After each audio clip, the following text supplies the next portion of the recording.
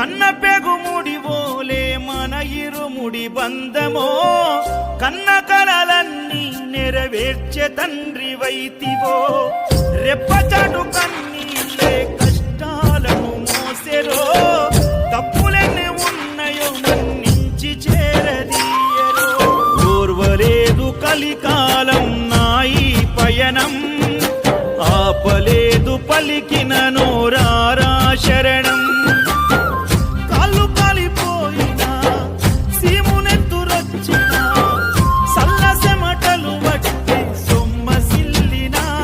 కనిపిస్తే చాలు అంటూ ఆకలిని మరిచిపోతూ అయ్యప్ప నిన్ను చూడందే కడుపు నిండదు